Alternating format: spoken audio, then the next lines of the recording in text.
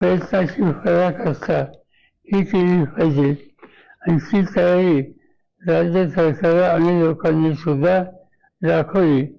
पण मोकळ्या हाताने मदत करण्याची तयारी आतापर्यंत दिसत नाही.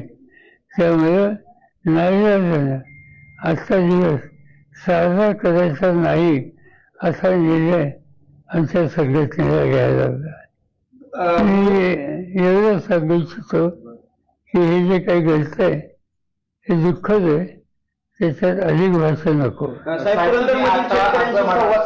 पुरंदरमधील शेतकऱ्यांशी संवाद साधला त्यावेळी शेतकऱ्यांनी मोबदला अजून आम्हाला डिक्लेअर झाला नाही, त्यामुळे नाराजी कुठेतरी व्यक्त केलेली आहे. त्याची तुम्ही संवाद साधला, काय नक्की? मोबदला हा विषय नाही. त्यांनी जे विषय मांडले एक तर त्यांच्या म्हणण्याचा ही जागाच वाढला.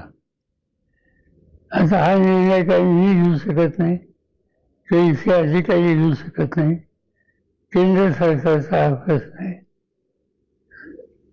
जर विमानतळ कुठं करायचा हा निर्णय शेवटी केंद्र सरकार घेईल. प्रश्न असा आहे की जिथं काढल्या जाईल त्या सर्व शेतकऱ्यांची शेती ही चालत घेतली जाईल आणि अशा सगळ्या वर्गाचं पुनर्वसन आणि त्यांची नुकसान भरपाई कशी द्यायची, कशी दिली जाईल यासंबंधी या सर्व शेतकरी वर्गाच्यात अस्वस्थता आहे आणि त्यामुळं विरोधसुद्धा आहे.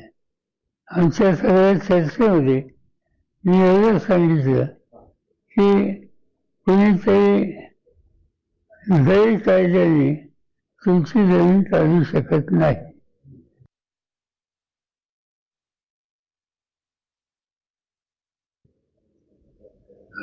विमानतळ झाला पाहिजे हे जर सगळ्यांचं म्हणणं असेल तर ज्या जागेवर होणार आहे त्या भागातल्या शेतकऱ्यांच्या जमीन मालकांचं तिथं फळबाग आहेत, आणखी शेती आहे, पाणी आहे, ड्रिप इरिगेशन आहे आणि त्यामुळे त्यांना उद्ध्वस्त करून चालणार नाही.